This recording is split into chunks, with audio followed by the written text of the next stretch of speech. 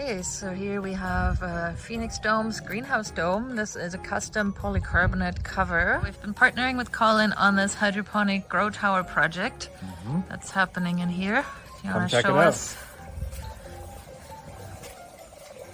A little bit of wilting going on here because this tower ran out of water. Yeah, but we refilled it just half an hour ago and it's already perking up again. So when it's really hot, you do have to check them every few days. The reservoir may last 4 or 5 days. But you do gotta fill them up.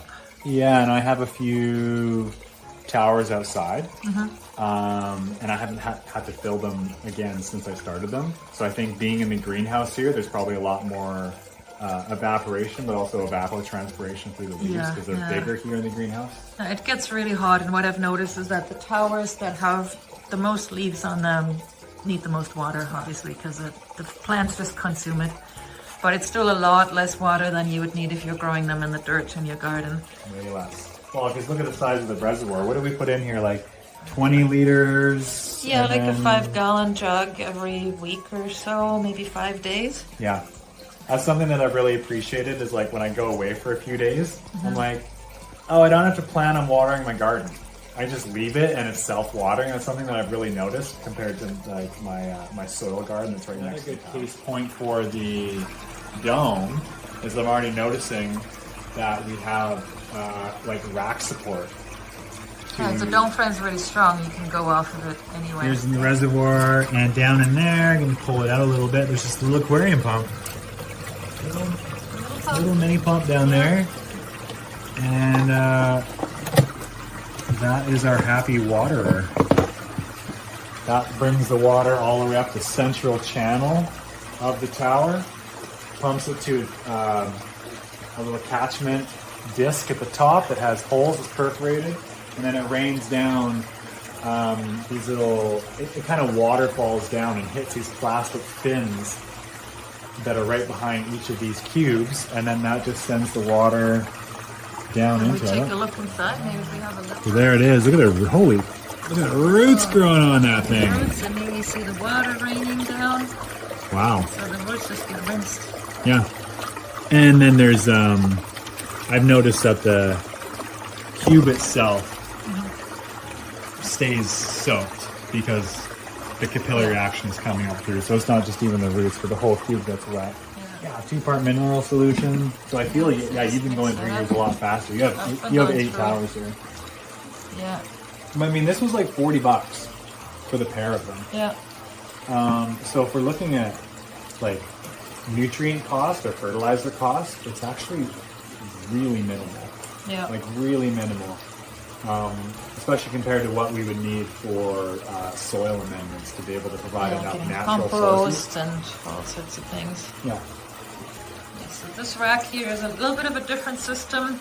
It's nutrient film technology, NFT. So there's a little pump that pumps it in the one end and it flows through all these channels all the way down. Oh, yeah. So you can have a lot more density. Some of these greens are still little. Here. You got some more started in there? Yeah, this is some little tiny things. These ones haven't really sprouted up yet. I'm just leaving them covered until they sprout up. Here are the tomatoes. See, these were the runts of the tomato starts, the ones that weren't looking so happy, and now they're looking very happy. I just had to thin them out and string them all up because bigger plants like tomatoes will need support. Fortunately, I have the dome here. I can just hang all the strings from the dome. And then I keep wrapping the tomatoes around the strings. Oh, and this then is we've got some like peas, and so the peas can grow up the tomatoes. That is cool. Huh. Yeah. So this is a pretty busy tower. It's got a lot going on. It'll be a tomato pea tree with some cabbages on top. With some cabbages thrown in. Yeah, it's all experiment. I think I could keep it more separated and stuff, but.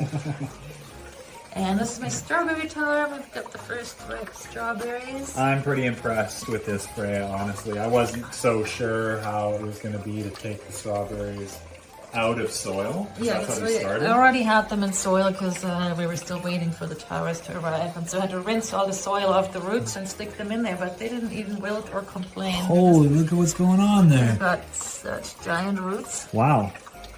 And they're happy. They never complained about losing their home in the dirt at all. They're just like, okay. Didn't.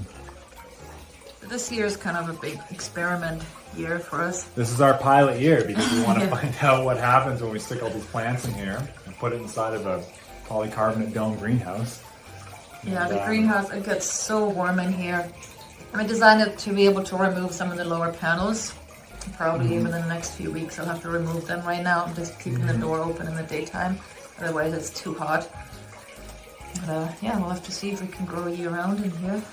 Well, and I guess at some point, like, you know, once proof of concept is like, I mean, proof of concept is here, but like go through a whole growing season, I could imagine that you get those opener windows that you have and have them thermostatically controlled. So that basically gets a certain temperature, they go, and open up. Yeah, that's definitely a possibility. And then I'm planning to put a solar fan in too, and that's going to happen pretty soon. That'll just draw some air, keep it fresh. So basically when the sun gets to a certain angle in the sky, it just turns on? Yeah, as soon as the sun hits it, but the more the sun hits it, the faster, and then if the sun gets lower, then it'll slow down again. Turns itself off at night. It's that's fantastic. super low maintenance. We use them in all of our domes, like the glamping domes, the residential domes, just to keep the air fresh. Ah, okay, cool. So yeah, this dome is super cozy. Even like in the early spring when it was raining outside, I would just sit in here and start building my towers, and it's so warm. I'd take the sweater off. I mean, I'm pretty impressed by the speed of the growth. I mean, for one, they're in a greenhouse.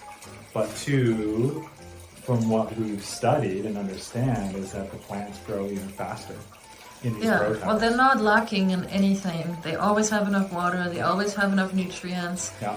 They're just happy. And they have basically as much oxygen as they have available. That's like a huge...